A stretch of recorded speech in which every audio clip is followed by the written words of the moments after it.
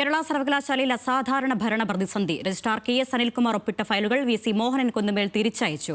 പകരം താൽക്കാലികമായി ചുമതലയേറ്റ മിനി കാപ്പൻ ഒപ്പിട്ട ഫയലുകൾ അംഗീകരിക്കുകയും ചെയ്തു. രജിസ്ട്രാറുടെ ഔദ്യോഗിക വാഹനമടക്കം പിൻവലിക്കാനാണ് VCയുടെ നീക്കം.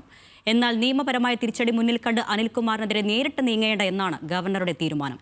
അതേസമയം രജിസ്ട്രാർ ചുമതലയിൽ നിന്ന് ഒഴിവാക്കണമെന്നാവശ്യപ്പെട്ട് മിനി കാപ്പൻ VCക്ക് കത്തയച്ചു. ഹാൻസ് ജോൺ നൽകും വിവരങ്ങൾ. ഹാൻസ്, എന്താണ് സർവകലാശാല ആസ്ഥാനത്ത് ഏറ്റവും ഒടുവിലെ സംഭവവികാസങ്ങൾ? അയവില്ലാത്ത രീതിയിൽ കേരള സർവകലാശാലയിലെ വൈസ് ചാൻസലർ രജിസ്ട്രാർ പോര് കനക്കുകയാണ്. ഇടത് സിൻഡിക്കേറ്റ് അംഗങ്ങൾ ആവശ്യപ്പെട്ടതനുസരിച്ചുള്ള സിൻഡിക്കേറ്റ് യോഗം ഉടനില്ല എന്ന നിലപാടിലാണ് വൈസ് ചാൻസലറായിട്ടുള്ള ഡോക്ടർ മോഹനൻ കുന്നുമേൽ. സർവകലാശാലയിലെ പ്രവർത്തനങ്ങൾ നിയമപ്രകാരം നടക്കുന്നുണ്ട് എന്ന് ബോധ്യപ്പെട്ടാൽ മാത്രം ചട്ടപ്രകാരം 2 മാസത്തിനുള്ളിൽ യോഗം വിളിച്ചു ചേർക്കാം എന്ന നിലപാടിലാണ് വൈസ് ചാൻസലർ. ഇന്ന് രാവിലെയാണ് ഇടതുപക്ഷ സിൻഡിക്കേറ്റ് അംഗങ്ങൾ അടിയന്തര സിൻഡിക്കേറ്റ് യോഗം ആവശ്യപ്പെട്ടുകൊണ്ട് വൈസ് ചാൻസലർക്ക് കത്ത് നൽകിയത്. ഈ കത്ത് നൽകാൻ പ്രധാന കാരണം ഈ കാലയളവിൽ കഴിഞ്ഞൊരു കാലയളവിൽ നിരവധി ഉത്തരവുകൾ ഇതിനോടകം സർവകലാശാലയുമായി ബന്ധപ്പെട്ട വൈസ് ചാൻസലർ പുറത്തിറക്കിയിരുന്നു. ഇത് ചർച്ച ചെയ്യണമെന്നാവശ്യപ്പെട്ടായിരുന്നു അടിയന്തര സിൻഡിക്കേറ്റ് യോഗം ആവശ്യപ്പെട്ടത്. പക്ഷേ അതിനോടൊപ്പം തന്നെ വളരെ നിർണായകമായ ഒരു നീക്കം ഇന്ന് സർവകലാശാലയിൽ ഉണ്ടായി.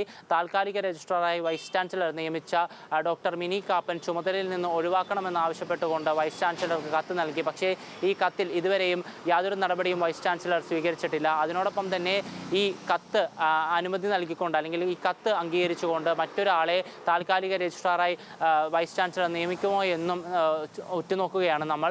അതിനോടൊപ്പം തന്നെ BJP സിൻഡിക്കേറ്റ് അംഗങ്ങൾ ഈ വിഷയവുമായി ബന്ധപ്പെട്ട് ഹൈക്കോടതിയെ സമീപിക്കാൻ ഒരുങ്ങുകയാണ്.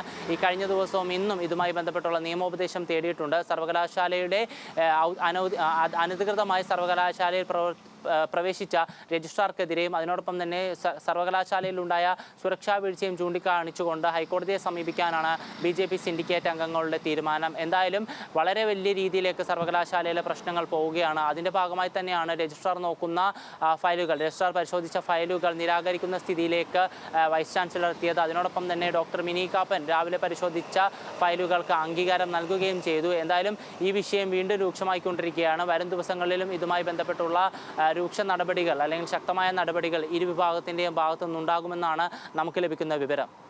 ശരി ഹാൻസ്.